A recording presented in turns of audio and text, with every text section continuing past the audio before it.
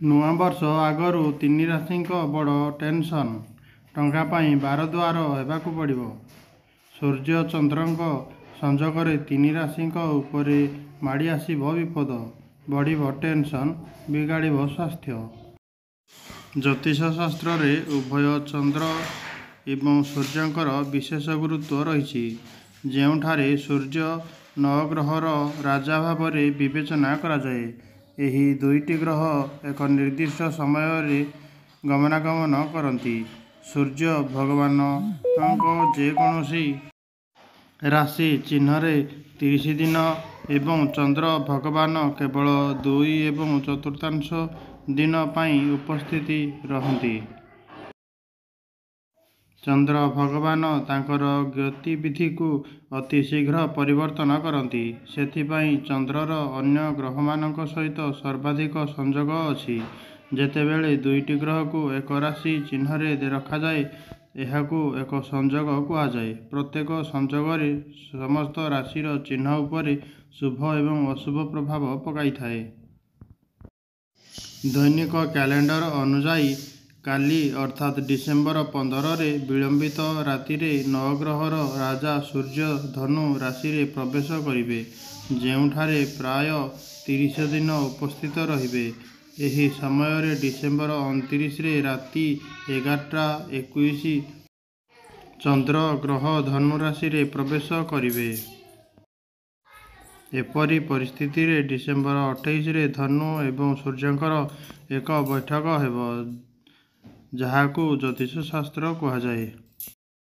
ସୂର୍ଯ୍ୟ ଚନ୍ଦ୍ର ସଂଯୋଗରେ କିଛି ଲୋକଙ୍କ ଉପରେ ଶୁଭ ପ୍ରଭାବ ପକାଇବ ନାହିଁ, ଯେଉଁ କାରଣରୁ ସେମାନଙ୍କ ଟେନସନ୍ ବଢ଼ିପାରେ।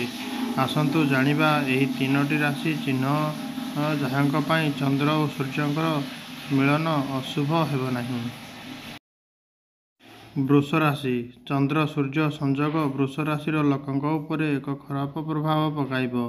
ବ୍ୟବସାୟିକ ଲାଭରେ ହ୍ରାସ ଘଟିବ, ଯେଉଁଥିପାଇଁ ସେମାନଙ୍କୁ ଅର୍ଥ ଅଭାବ ସମ୍ମୁଖୀନ ହେବାକୁ ପଡ଼ିବ। ବୃଷ ରାଶିର ଲୋକଙ୍କୁ ମଧ୍ୟ ସେମାନଙ୍କ ପିଲାମାନଙ୍କର ସ୍ୱାସ୍ଥ୍ୟ ଖରାପ ହେତୁ ସମସ୍ୟାର ସମ୍ମୁଖୀନ ହେବାକୁ ପଡ଼ିପାରେ।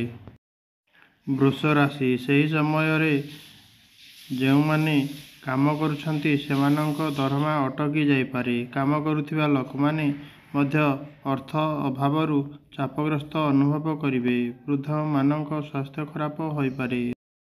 ଶୀତଦିନେ ଗଣ୍ଠି ଯନ୍ତ୍ରଣା ସମସ୍ୟା ଜାରି ରହିବ। ବିବାହିତ ଲୋକମାନଙ୍କର ଜୀବନସାଥୀ କିମ୍ବା ପରିବାର ସଦସ୍ୟଙ୍କ ସହିତ ଭିନ୍ନତା ରହିପାରେ। ସିଂହ ରାଶି। ସୂର୍ଯ୍ୟ ଚନ୍ଦ୍ରଙ୍କ ସଂଯୋଗରେ ସିଂହ ରାଶିର ଲୋକମାନଙ୍କ ଉପରେ ମଧ୍ୟ ଏକ ଖରାପ ପ୍ରଭାବ ପକାଇବ। ଖର୍ଚ୍ଚ ବୃଦ୍ଧି ହେତୁ ସଞ୍ଚୟ ହ୍ରାସ ପାଇବ। ପୁରାତନ ପୁଞ୍ଜି ବିନିଯୋଗ ଇଚ୍ଛାକୃତ ଲାଭ ହେବ ନାହିଁ, ଯେଉଁ କାରଣରୁ ଭବିଷ୍ୟତ ପାଇଁ ପ୍ରସ୍ତୁତ ଯୋଜନା ପୂରଣ ହେବ ନାହିଁ। ଆପଣଙ୍କୁ କାମ ପାଇଁ ଦୌଡ଼ିବାକୁ ପଡ଼ିପାରେ, ଯେଉଁ କାରଣରୁ ଗୋଡ଼ରେ ଯନ୍ତ୍ରଣା ହେବ। ପାରିବାରିକ ଜୀବନରେ ଅସୁବିଧା ହେବ। ଲିଓ ରାଶିର ଲୋକମାନେ ସେମାନଙ୍କ ଶାଶୁମାନଙ୍କ ସହିତ ଝଗଡ଼ା କରିପାରନ୍ତି।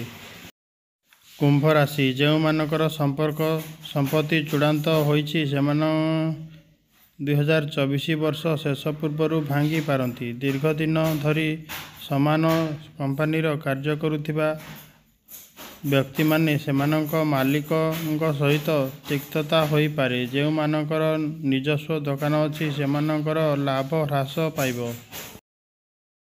ବ୍ୟବସାୟୀମାନଙ୍କ ପାଇଁ ଯେକୌଣସି ସ୍ଥାନରେ ଟଙ୍କା ବିନିଯୋଗ କରିବା ଠିକ୍ ହେବ ନାହିଁ। ଯୁବକମାନେ ଏହା ସହିତ ଯୁଦ୍ଧ କରିବାଠାରୁ ଦୂରେଇ ରହିବା ଉଚିତ, ନଚେତ୍ ଆପଣଙ୍କୁ କୋର୍ଟରେ ଚକ୍କର କରିବାକୁ ପଡ଼ିବ।